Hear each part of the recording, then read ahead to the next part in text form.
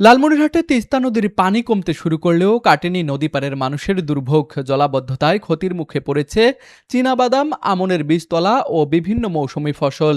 কৃষকদের মাঝে দেখা দিয়েছে ক্ষতির শঙ্কা। উজানের ঢল ও টানা বৃষ্টির কারণে গত কয়েকদিন ধরে তিস্তার পানি বৃদ্ধি পেয়ে কালীগঞ্জ, আদিতমারী ও সদর উপজেলার নিম্নাঞ্চল এবং চরাঞ্চলের বিস্তীর্ণ এলাকা প্লাবিত হয়। গতকাল মঙ্গলবার বিকেলে নদীর পানি বিপদসীমা অতিক্রম করলেও আজ সকাল থেকেই তা কমতে শুরু করেছে। ডালিয়া পয়েন্টে আজ দুপুর 12টায় পানি বিপদসীমার 14 সেন্টিমিটার নিচ দিয়ে প্রবাহিত হচ্ছে। পানি নামতে শুরু করায় প্লাবিত এলাকাগুলো থেকে ধীরে ধীরে পানি নেমে যাচ্ছে, তবে অনেক স্থানে দেখা দিয়েছে জলাবদ্ধতা। দীর্ঘ সময় পানির নিচে থাকায় চীনাবাদাম, আমনের বীজতলা, শাকসবজি সহ বিভিন্ন ফসল ক্ষতিগ্রস্ত হয়েছে। চরাঞ্চলে ঘাস পচে যাওয়ায় দেখা দিয়েছে গবাদি পশুর খাদ্য সংকটও।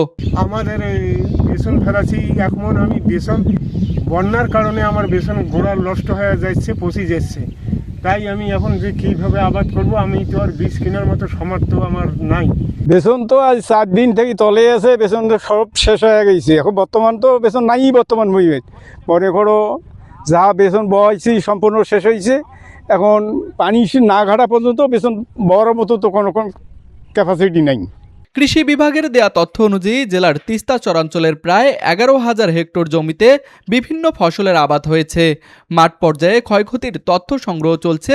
সেই সাথে কৃষকদের দ্রুত পরিপক্ক ফসল সংগ্রহের পরামর্শ দিয়েছে কৃষি বিভাগ। তো আমাদের এই মুহূর্তে আমাদের চরে বা নিম্নাঞ্চলে খুব বেশি ফসল নেই। আমাদের সামান্য কিছু আমাদের চীনাবাদাম আছে। তবে চীনাবাদামও এটা যেহেতু কৃষকরা দেখতেছে পানির লেভেলটা বাড়তেছে, তারা কিন্তু অ্যাজ আর্লি অ্যাজ পসিবল তারা কিন্তু এটা উত্তোলন করতেছে। যদিও আপাতত বড় ধরনের কোনো বন্যার শঙ্কা নেই, তবুও উজানে আবারও ভারী বৃষ্টিপাত হলে পরিস্থিতির পরিবর্তন হতে পারে বলে জানিয়েছে সংশ্লিষ্টরা।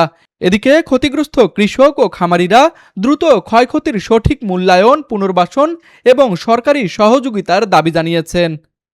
লালমনিরহাট প্রতিনিধি খায়রুল ইসলামের পাঠানো তথ্যচিত্রে ডেস্ক রিপোর্ট, RCTV।